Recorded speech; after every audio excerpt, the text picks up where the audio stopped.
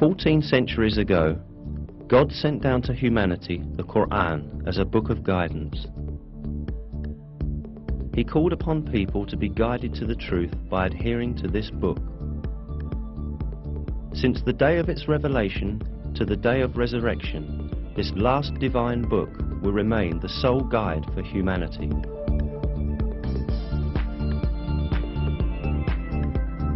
The matchless style of the Quran and the superior wisdom in it are definite evidence that it is the Word of God. In addition, the Quran has many miraculous attributes proving that it is a revelation from God.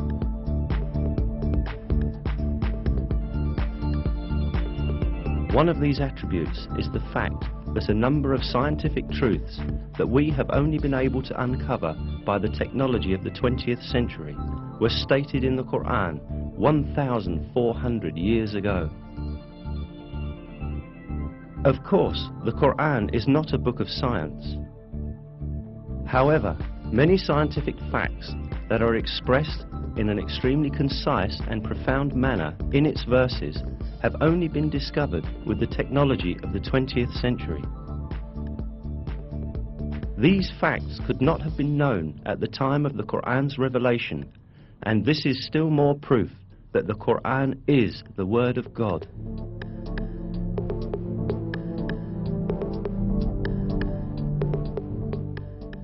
In order to understand the scientific miracle of the Quran, we must first take a look at the level of science at the time when this holy book was revealed.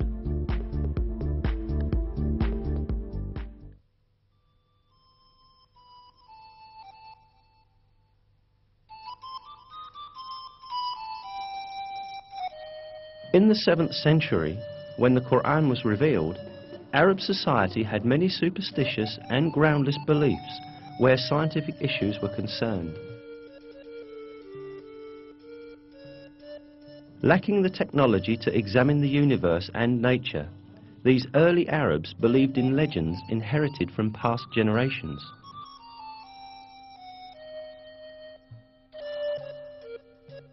They supposed, for example, that mountains supported the sky above.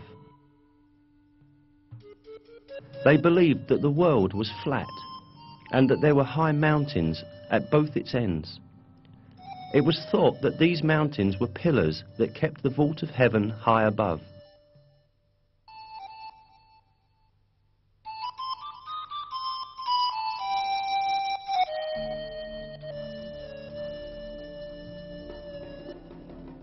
However, all these superstitious beliefs of Arab society were eliminated with the Quran. The verse, "God is He who raised up the heavens without any support," for example, invalidated the belief that the sky remains above because of the mountains. In many other subjects, important facts were revealed at a time when no one could have known them.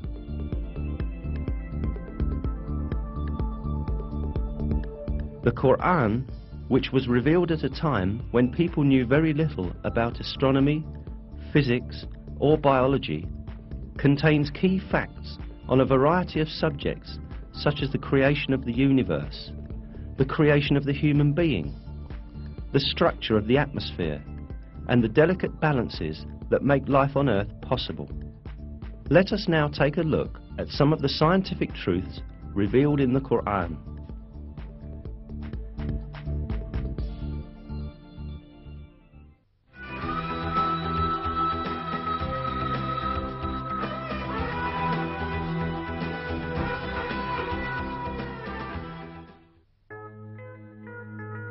The origin of the universe is described in the Quran in the following verse.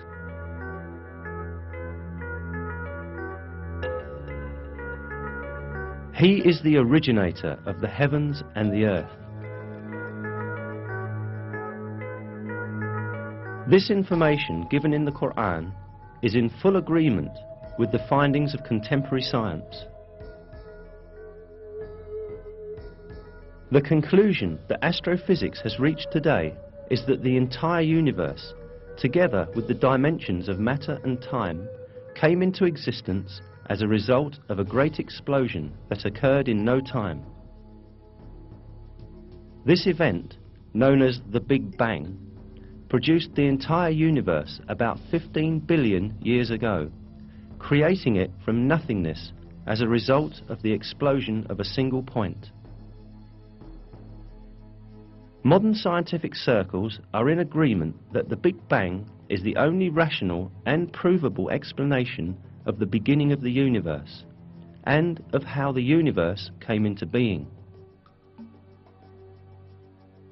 Before the Big Bang, there was no such thing as matter. From a condition of non-existence in which neither matter nor energy nor even time existed, and which can only be defined metaphysically, matter, energy and time were all created.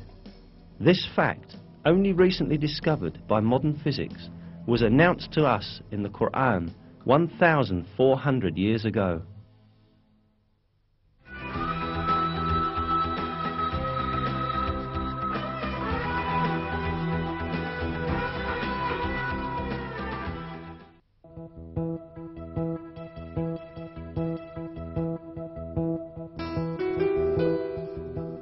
In the Quran, which was revealed 14 centuries ago, at a time when the science of astronomy was still primitive, the expansion of the universe was described like this.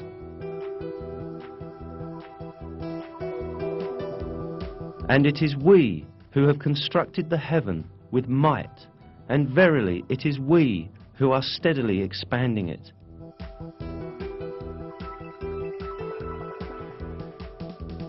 The word heaven, as stated in this verse, is used in various places in the Quran with the meaning of space and universe. Here again, the word is used with this meaning. In other words, in the Quran, it is communicated that the universe expands. And this is the very conclusion that science has reached today. Until the dawn of the 20th century, the only view prevailing in the world of science was that the universe has a constant nature, and it has existed since infinite time.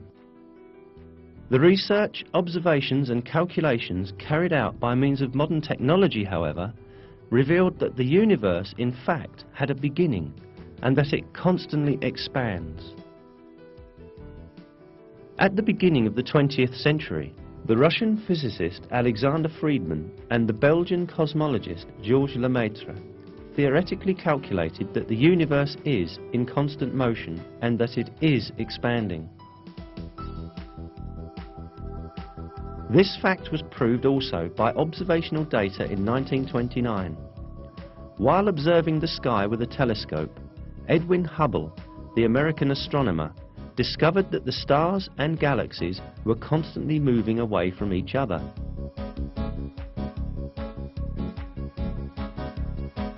A universe where everything constantly moves away from each other implied a constantly expanding universe. The observations carried out in the following years verified that the universe constantly expands. This fact was explained in the Quran when it was yet unknown by anyone. This is because the Quran is the word of God, the Creator, and the ruler of the entire universe.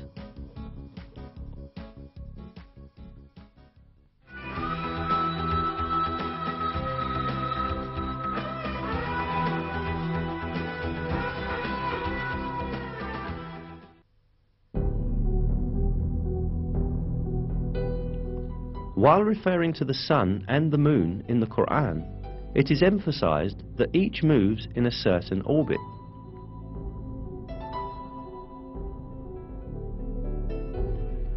It is He who created the night and the day, and the sun and the moon. They swim along, each in an orbit.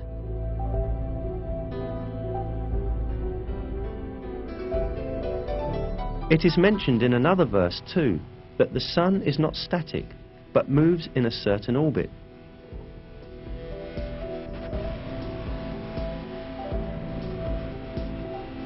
And the sun runs to its resting place. That is the decree of the Almighty, the All-Knowing.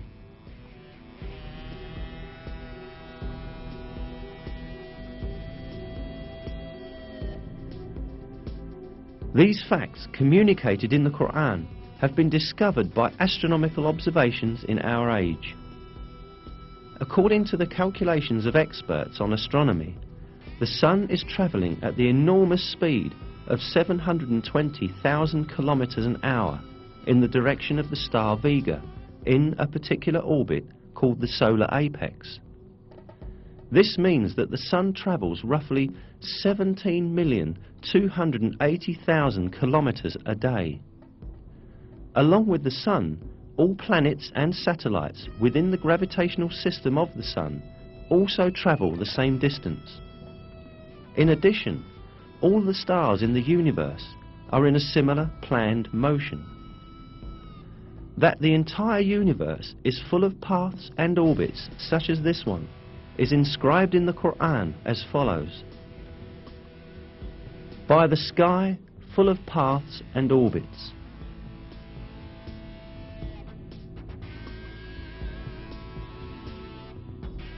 There are about 200 billion galaxies in the universe, consisting of nearly 200 billion stars in each. Most of these stars have planets, and most of those planets have satellites. All of these heavenly bodies move in very precisely computed orbits. For millions of years, each has been swimming along in its own orbit in perfect harmony and order with all the others. Moreover, many comets also move along in the orbits determined for them.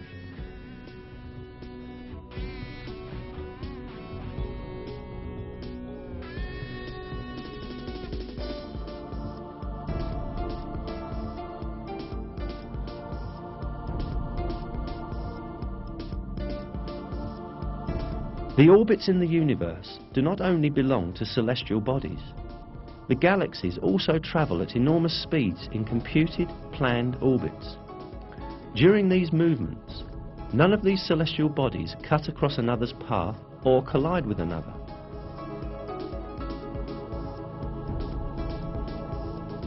Indeed, it has been observed that some galaxies pass through each other with none of their components touching each other.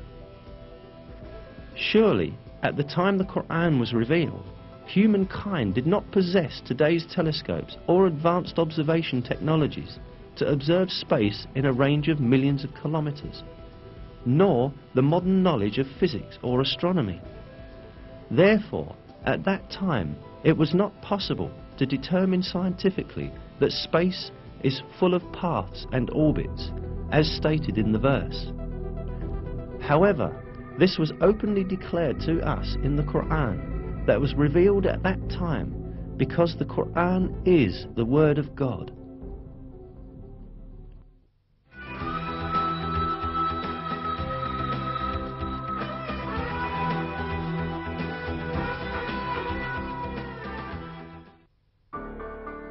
In the Quran, God calls our attention to a very interesting attribute of the sky.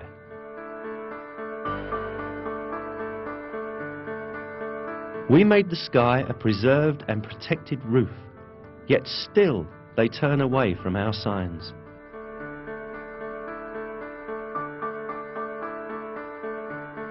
This attribute of the sky has been proved by scientific research done in the 20th century. The atmosphere surrounding the Earth serves crucial functions for the continuity of life.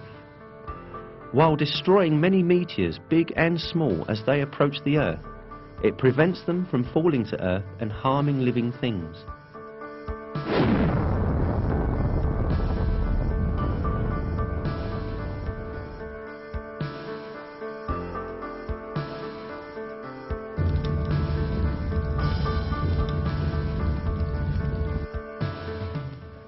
In addition, the atmosphere filters the light rays coming from space that are harmful to living beings. Interestingly, the atmosphere lets only harmless and useful rays, visible light, near ultraviolet light, and radio waves pass through. All of this radiation is vital for life. Near ultraviolet rays, which are only partially let in by the atmosphere, are very important for the photosynthesis of plants and for the survival of all living beings. The majority of the intensive ultraviolet rays emitted from the sun are filtered out by the ozone layer of the atmosphere, and only a limited and essential part of the ultraviolet spectrum reaches the Earth.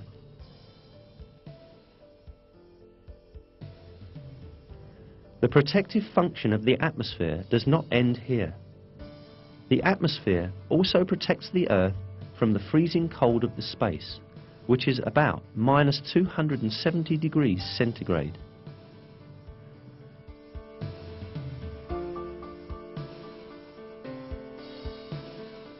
It is not only the atmosphere that protects the Earth from harmful effects. In addition to the atmosphere, the Van Allen belt, a layer caused by the magnetic field of the Earth, also serves as a shield against the harmful radiation that threatens our planet.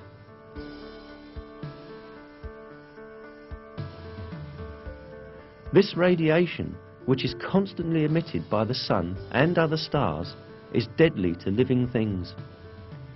If the Van Allen belt did not exist, the massive outbursts of energy called solar flares that occur frequently in the Sun would destroy all life on Earth.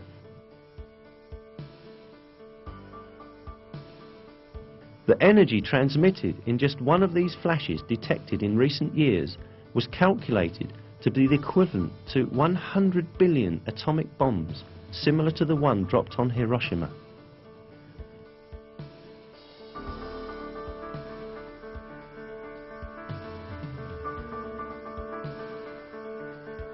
"58 hours after the flash, it was observed that the magnetic needles of compasses displayed unusual movement, and 250 kilometers above the Earth's atmosphere, the temperature suddenly increased to 2,500 degrees Celsius.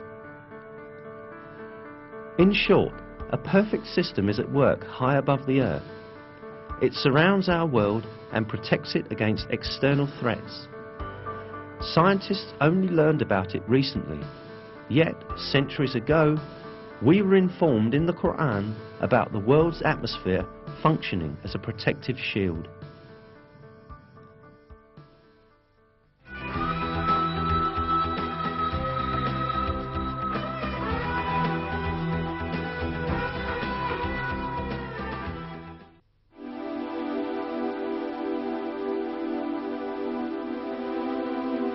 The 11th verse of Surat At-Tariq in the Quran refers to the returning function of the sky.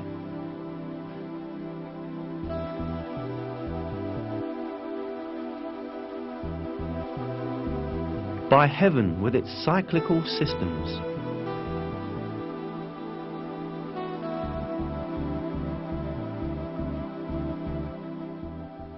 This word, interpreted as cyclical in Quran translations, also has meanings of sending back or returning.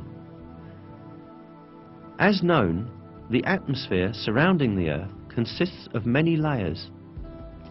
Each layer serves an important purpose for life's benefit. Research has revealed that these layers have the function of turning the materials or rays they are exposed to back into space or back down to Earth. Now let us examine with a few examples this recycling function of the layers encircling the Earth. The troposphere, 13 to 15 kilometers above the Earth, enables water vapor rising from the surface to be condensed and turned back down to the Earth as rain. The ozone layer, at an altitude of 25 kilometers, reflects harmful radiation and ultraviolet light coming from space and turns both back into space. The ionosphere reflects radio waves broadcast from the Earth back down to different parts of the world, just like a passive communications satellite, and thus makes wireless communication, radio and television broadcasting possible over long distances. The fact that this property of the sky's layers, which could only be scientifically discovered recently, was declared centuries ago in the Quran, once again demonstrates that the Quran is the Word of God.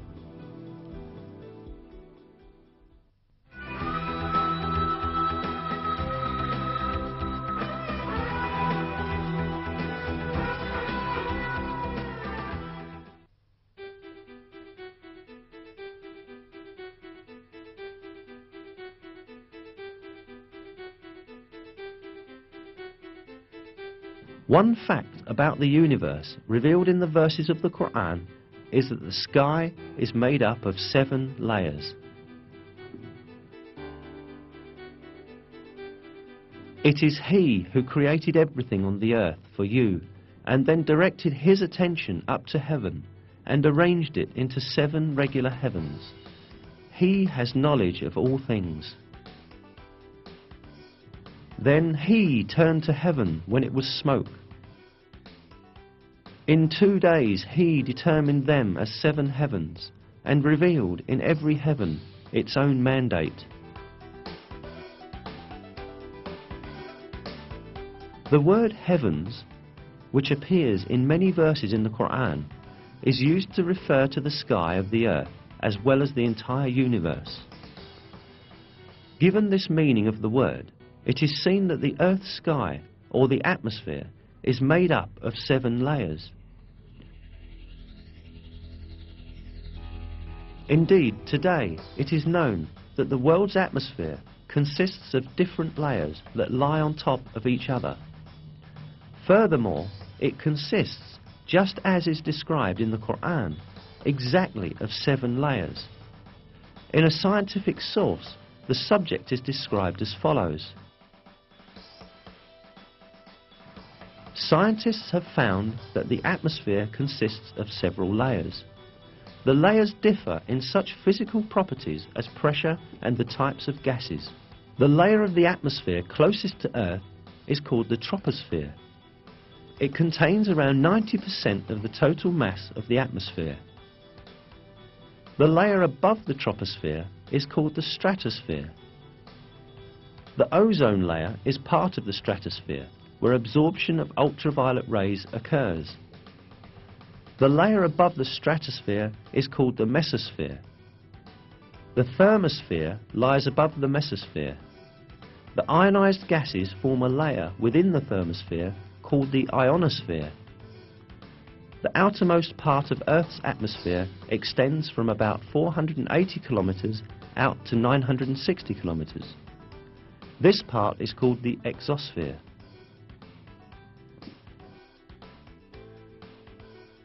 If we count the number of layers cited in this source, we see that the atmosphere consists of exactly 7 layers, just as stated in the verse. It is a great miracle that these facts, which could not possibly be discovered without the technology of the 20th century, were explicitly stated by the Quran 1,400 years ago.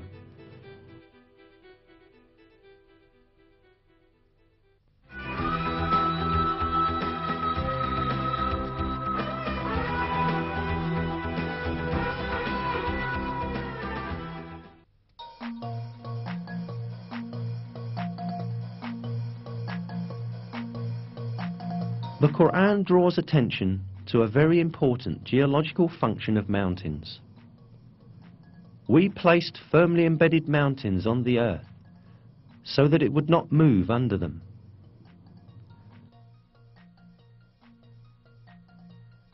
As noticed, it is stated in the verse that the mountains have the function of preventing shocks on the earth. This fact was not known by anyone at the time the Quran was revealed. It was in fact brought to light recently as a result of the findings of modern geology. According to these findings, mountains emerge as a result of the movements and collisions of massive plates forming the Earth's crust. When 2 plates collide, the stronger one slides under the other. The one on top bends and forms heights and mountains. The layer beneath proceeds under the ground and makes a deep extension downward. That means that mountains have a portion stretching downwards as large as their visible portion on the earth. In a scientific text, the structure of mountains is described as follows. Where continents are thicker, as in mountain ranges, the crust sinks deeper into the mantle. In a verse, this role of the mountains is pointed out through a comparison with pegs. Have we not made the earth as a bed, and the mountains its pegs?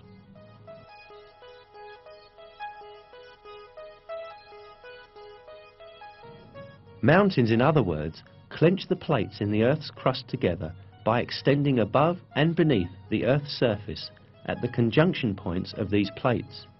In this way, they fix the Earth's crust and prevent it from drifting over the magma stratum or among its plates.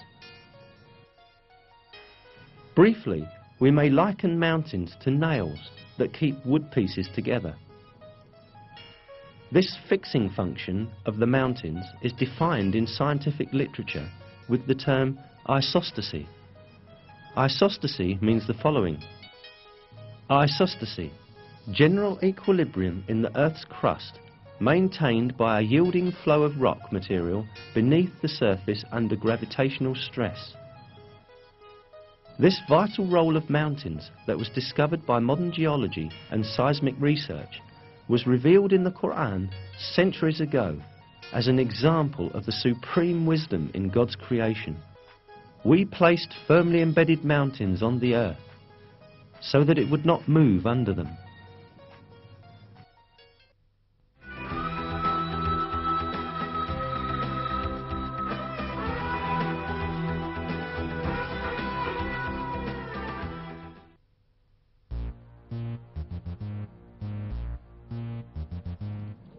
In one of the verses, we are informed that the mountains are not motionless as they seem, but they are in constant motion.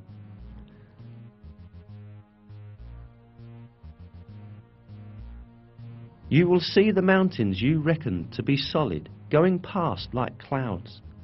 Such is the artistry of God, who disposes of all things in perfect order.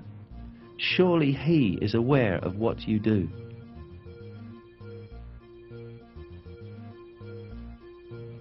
This motion of the mountains is caused by the movement of the Earth's crust that they are located on. The Earth's crust sort of floats over the mantle layer, which is denser.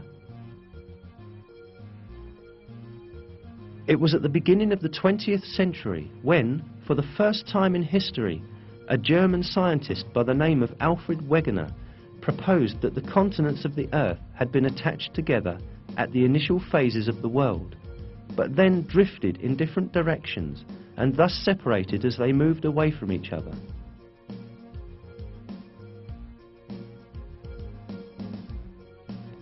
Geologists understood that Wegener was right only in the 1980s, 50 years after his death.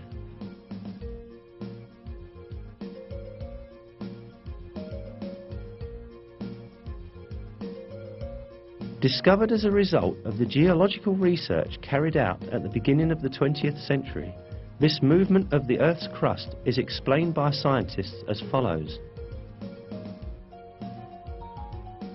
The crust and the uppermost part of the mantle, with a thickness of about 100 kilometers, are divided into segments called plates. There are 6 major plates and several small ones. According to the theory called plate tectonics, these plates move about on Earth, carrying continents and ocean floor with them. Continental motion has been measured at from 1 to 5 centimeters per year.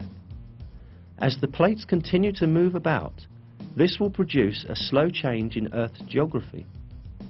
Each year, for instance, the Atlantic Ocean becomes slightly wider. There is a very important point to be stated here. God has referred to the motion of mountains as a drifting action in the verse. Today, modern scientists also use the term continental drift for this motion. Unquestionably, it is one of the miracles of the Quran that this scientific fact, which has been recently discovered by science, was announced in the Quran.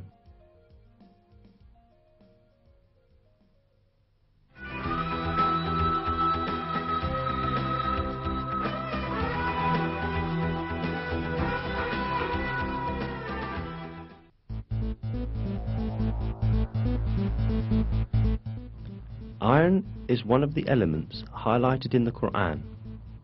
In Surat al-Hadid, meaning iron, we are informed,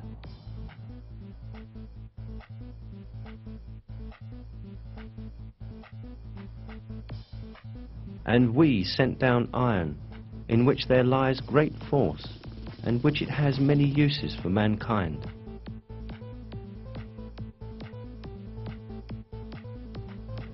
The word "sent down," particularly used for iron in the verse, could be thought of having a metaphorical meaning to explain that iron is given to the service of people. But when we take into consideration the literal meaning of the word, which is being physically sent down from the sky, we realize that this verse implies a very significant scientific miracle.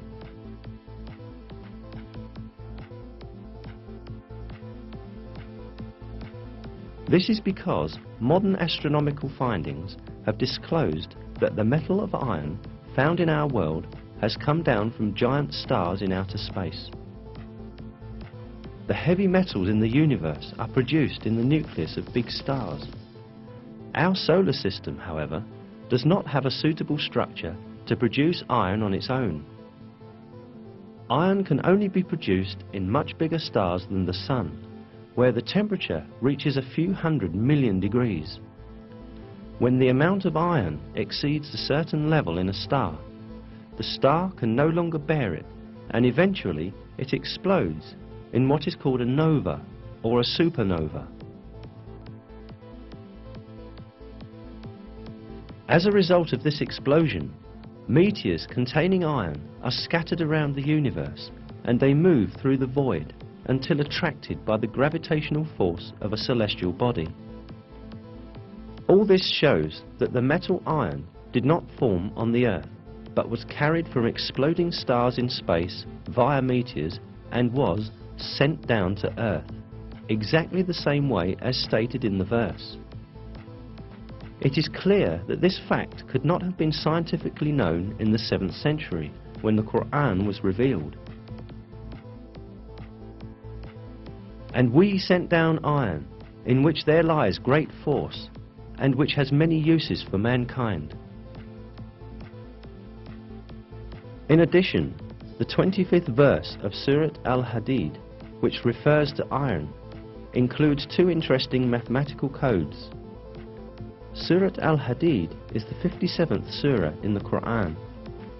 The numerical value of the word al-Hadid in Arabic, in other words, is abjad, is the same number, 57. The numerical value of the word hadid alone is 26, and 26 is the atomic number of iron.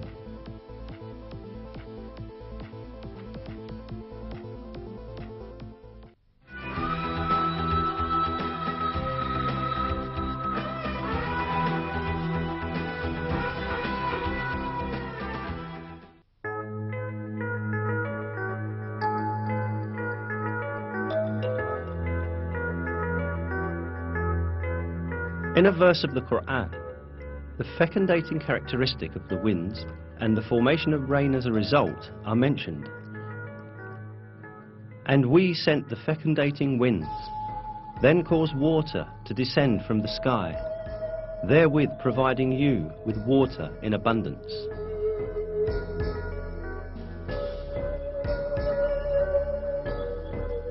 In this verse, it is pointed out that the first stage in the formation of rain is wind.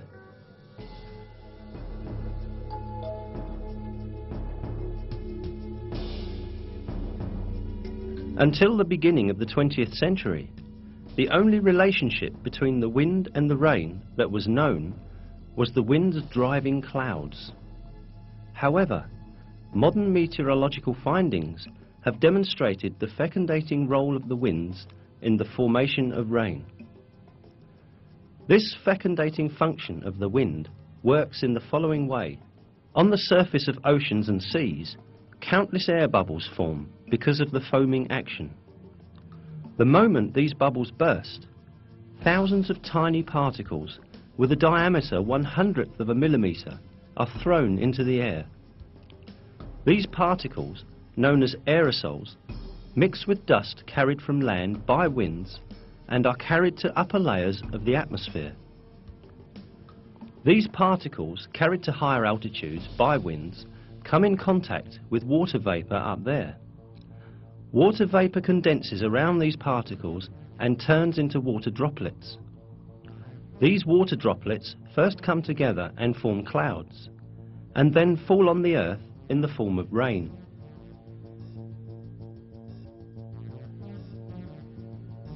As seen, winds fecundate the water vapour floating in the air with the particles they carry from the sea, and eventually help the formation of rain clouds.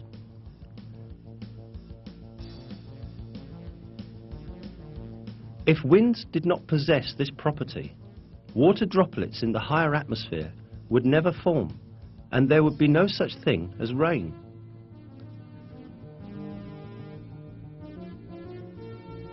The most important point here is that this critical role of the winds in the formation of rain was stated centuries ago in a verse of the Quran, at a time when people knew almost very little about natural phenomena.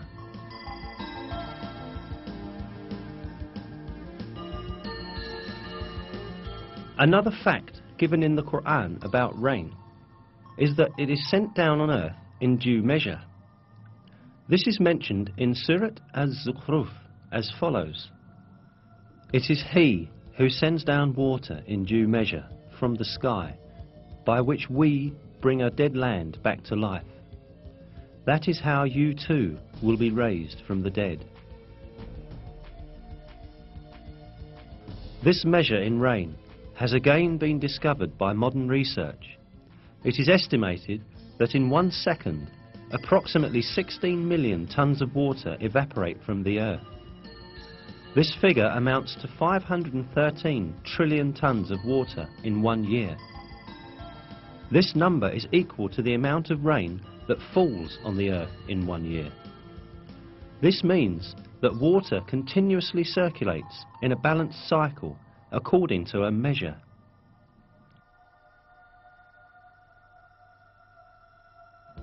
Life on Earth depends on this water cycle. Even if people had used all the technology in the world, they would not be able to produce this cycle artificially. Even a minor deviation in this amount would very soon give rise to a major ecological imbalance that would bring about the end of life on Earth. Yet, this never happens, and the rain keeps falling every year in exactly the same amount, just as is revealed in the Quran.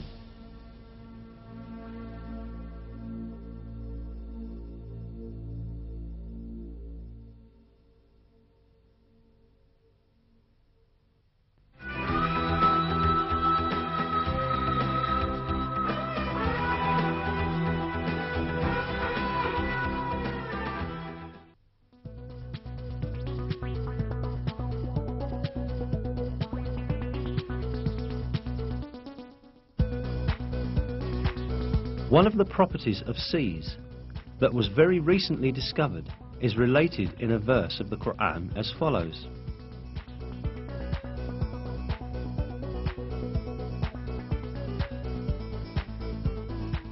"He has let loose the two seas, converging together, with a barrier between them. They do not break through." This property of the seas that converge together yet do not mingle with one another at all has been very recently discovered by oceanographers.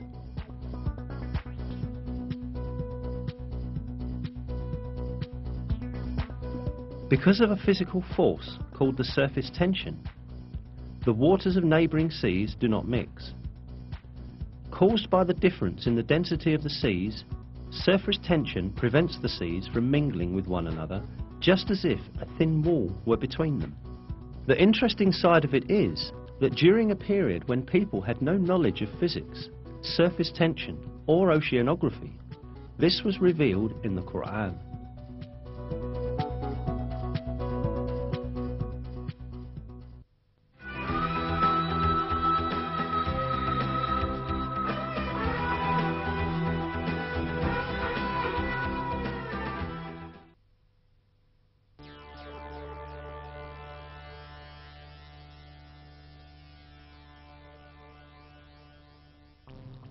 Until fairly recently, it was thought that a baby's sex was determined by the mother's cells. Or at least, it was believed that the sex was determined by the male and female cells together.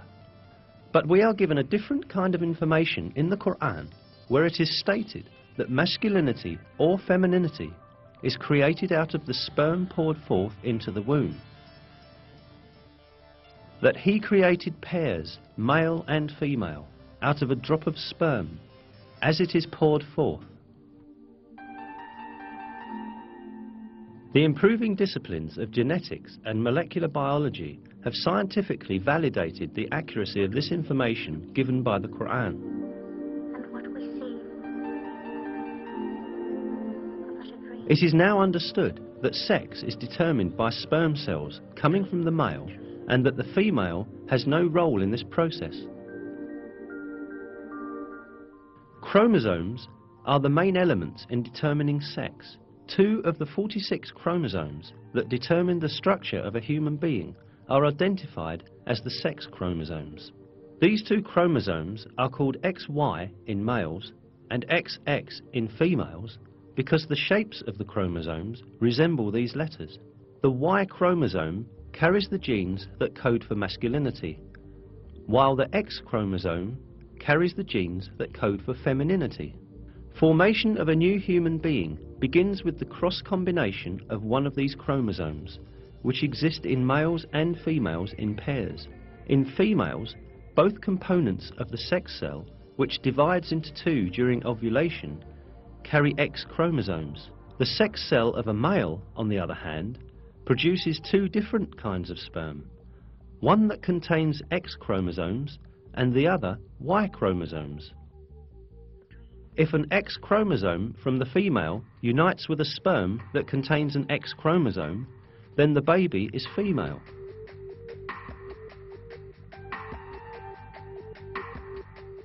If it unites with the sperm that contains a Y chromosome, the baby is male.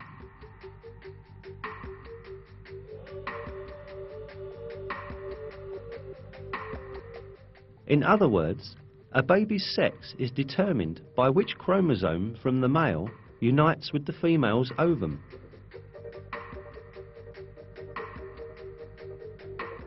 None of this was known until the discovery of genetics in the 20th century.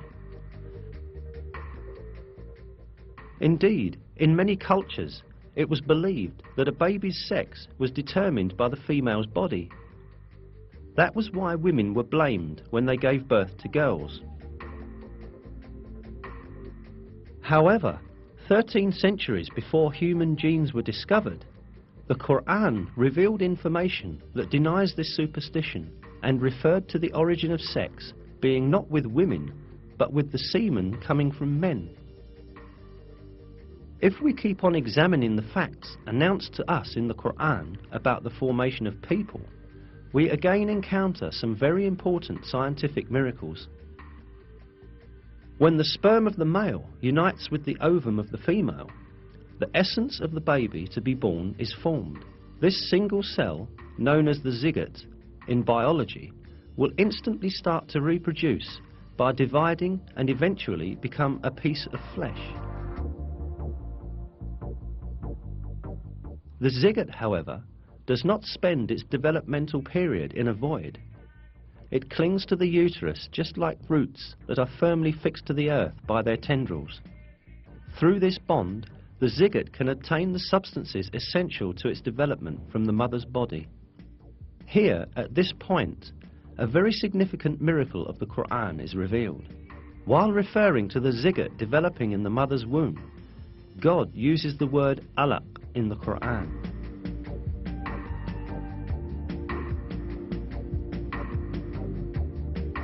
Recite, in the name of your Lord, who created man from alaq.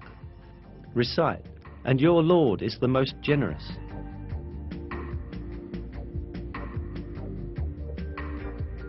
The meaning of the word alaq in Arabic is a thing that clings to some place. The word is literally used to describe leeches that cling to a body to suck blood. Certainly, it is not a coincidence that such an appropriate word is used for the zygote developing in the mother's womb. This proves once again that the Quran is a revelation from God, the Lord of all the worlds.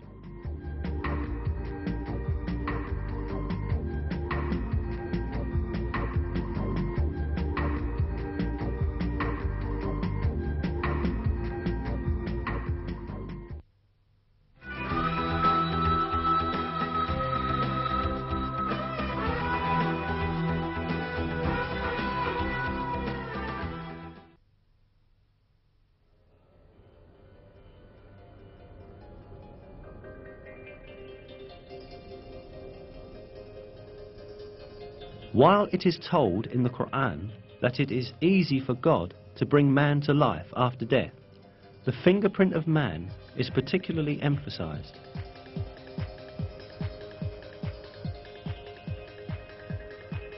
Yes, we are able to put together in perfect order the very tips of his fingers.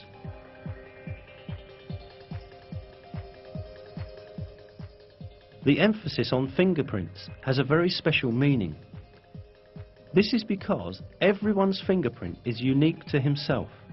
Every person who is alive or who has ever lived in this world has a set of unique fingerprints. That is why fingerprints are accepted as a very important identity card, exclusive to its owner and used for this purpose around the world. But what is important is that this feature of the fingerprint was only discovered in the late 19th century.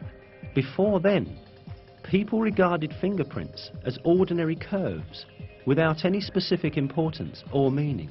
However, in the Quran, God points to the fingertips, which did not attract anyone's attention at that time, and calls our attention to their importance, an importance that could only be understood in our age.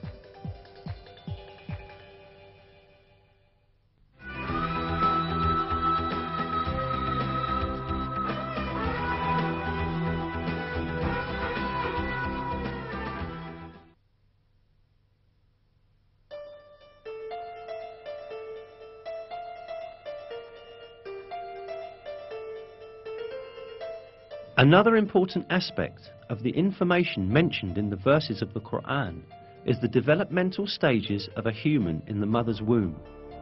It is stated in the verses that in the mother's womb, first the bones develop, and then the muscles form which wrap around these bones.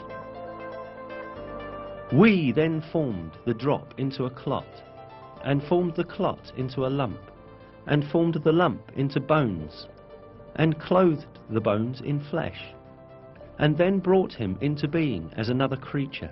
Blessed be God, the best of creators.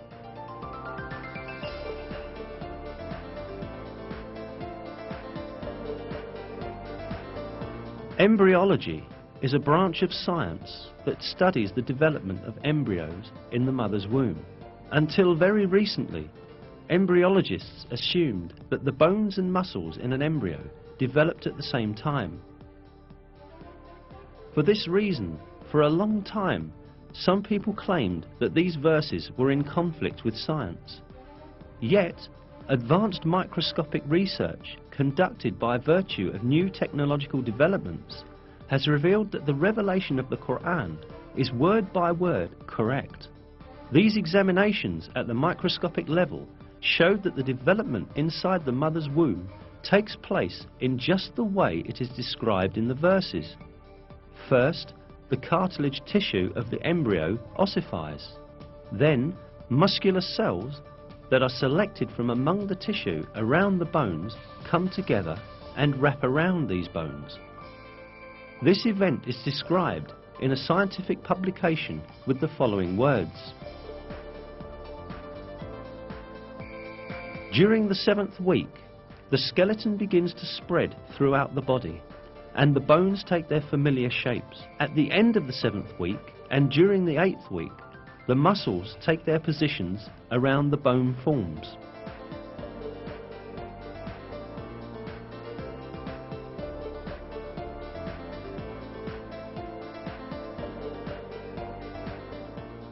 In short, man's developmental stages, as they are described in the Quran, are in perfect harmony with the findings of modern embryology.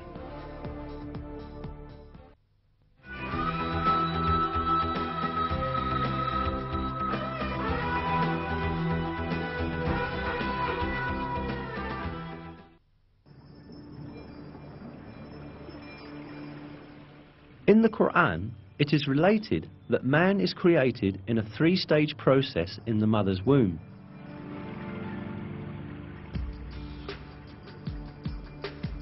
He creates you stage by stage in your mother's wombs in a 3-fold darkness. That is God, your Lord. Sovereignty is His. There is no God but Him. So what has made you deviate?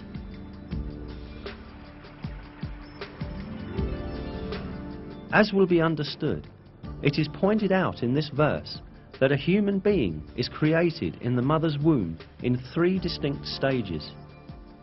Indeed, modern biology has revealed that the baby's embryological development takes place in 3 distinct regions in the mother's womb. Today, in all of the embryological textbooks studied in the faculties of medicine, this subject is taken as an element of basic knowledge. For instance, in basic human embryology, a fundamental reference text in the field of embryology, this fact is stated as follows. The life in the uterus has 3 stages: pre-embryonic, first 2.5 weeks, embryonic, until the end of the 8th week, and fetal, from the 8th week to labour.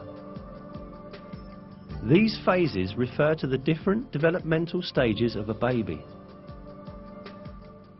Information on the development in the mother's womb became available only after observations done with modern devices. Yet, just like many other scientific facts, these pieces of information are imparted in the verses of the Quran in a miraculous way. The fact that such detailed and accurate information was given in the Quran at a time when people had scarce information on medical matters is clear evidence that the Quran is not the word of man, but the word of God.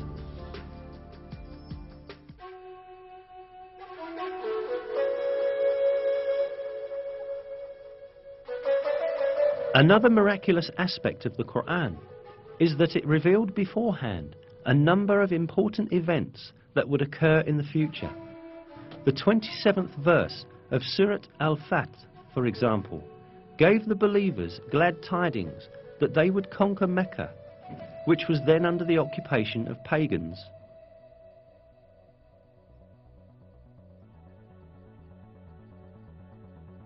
God has confirmed His messenger's vision with truth. You will enter the Masjid al-Haram in safety, God willing, shaving your heads and cutting your hair without any fear. He knew what you did not know and ordained, in place of this, an imminent victory.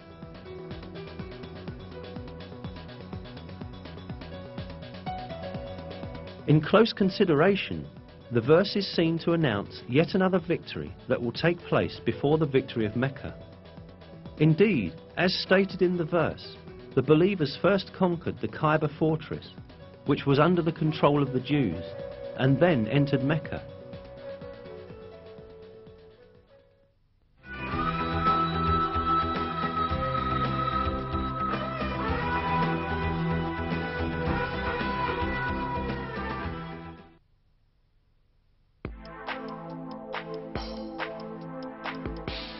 Another piece of news that the Quran gives about the future is found in the first verses of Surat al-Rum. In these verses, it is stated that the Byzantine Empire had met with a great defeat, but that it would soon gain victory. The Romans had been defeated in the land nearby, but after their defeat, they will themselves be victorious in a few years' time. The affair is God's from beginning to end.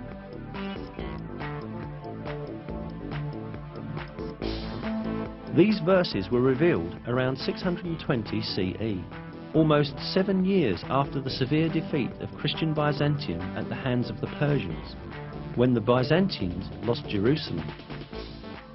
Yet it was related in the verses that Byzantium would shortly be victorious. In fact, Byzantium had then suffered such heavy losses that it seemed impossible for it even to maintain its existence, let alone be victorious again. Not only the Persians, but also Avars, Slavs and Lombards posed serious threats to the Byzantine Empire.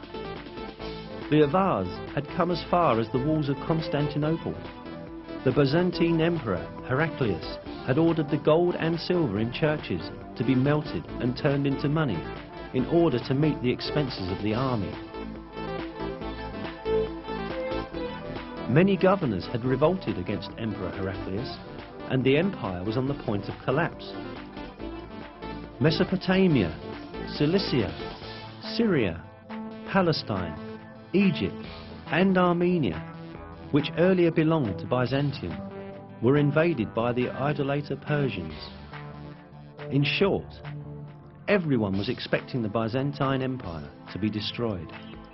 But right at that moment, the first verses of Surat al-Rum were revealed, announcing that Byzantium would gain triumph in a few years' time. Around 7 years after the revelation of the first verses of Surat al-Rum, in December 627 CE, a decisive battle between Byzantium and Persian Empire was fought at Nineveh, and this time the Byzantine army surprisingly defeated the Persians. A few months later, the Persians had to make an agreement with Byzantium, which obligated them to return the territories they had taken from them. At the end, the victory of the Romans, proclaimed by God in the Quran, miraculously came true. Another miracle revealed in these verses is the announcement of a geographical fact that could not be discovered by anyone in that period. In the third verse of Surat al-Rum, we are informed that the Romans had been defeated in the lowest region of the earth. This expression, Adna el-Ard in Arabic, is interpreted as a nearby place in many translations. Yet, this is not the literal meaning of the original statement, but rather a figurative interpretation of it. The word Edna in Arabic is derived from the word Deni, which means low, and Ard, which means world. Therefore, the expression Edna el-Ard means the lowest place on the earth. Most interestingly, crucial stages of the war fought between the Byzantine Empire and the Persians, when the Byzantines were defeated and lost Jerusalem, had really taken place at the lowest point on earth. This specified region is the basin of the Dead Sea, which is situated at the intersection point of the lands belonging to Syria, Palestine and Jordan. The Dead Sea, lying at 395 meters below sea level, is the lowest region of the earth. This means that the Byzantines were defeated at the lowest part of the world, just as is stated in the verse. The most interesting point lies in the fact that the altitude of the Dead Sea could only be measured with modern measurement techniques. Before that, it was impossible for anyone to know that it was the lowest region on the surface of the earth. Yet, this region was stated to be the lowest point on the earth in the Quran. Hence, this provides another evidence that the Quran is divine revelation.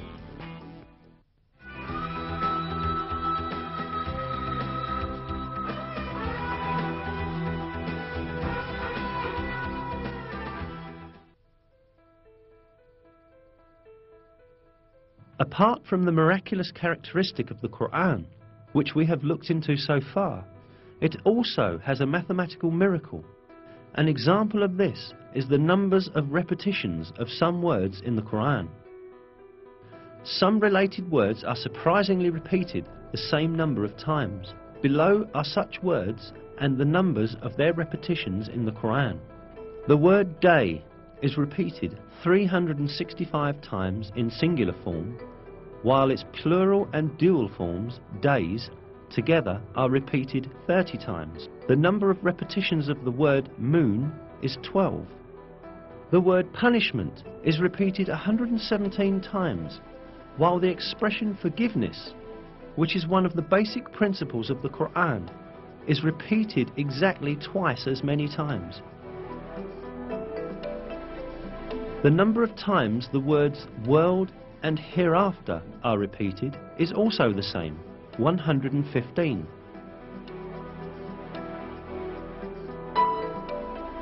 The statement of 7 heavens is repeated 7 times.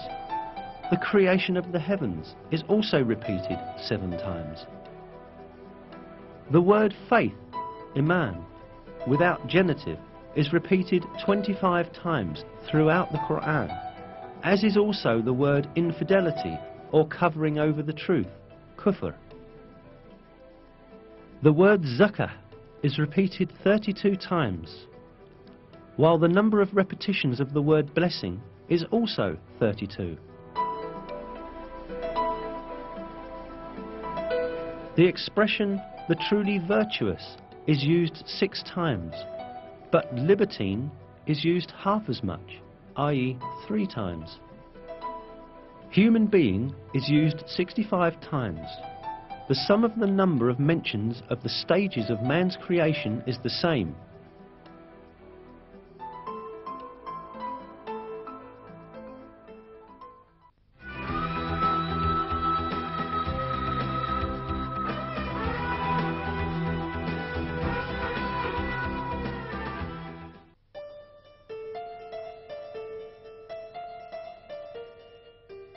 All that we have seen so far shows us an apparent fact. The Quran is such a book that all the news related in it has proved to be true, and facts that no one could ever have known at that time were announced in its verses. Certainly this provides clear evidence that the Quran is not the word of man. The Quran is the word of God, the originator of everything, and the Almighty, who encompasses everything with his knowledge. In a verse, God remarks on the Quran, if it had been from other than God, they would have found many inconsistencies in it.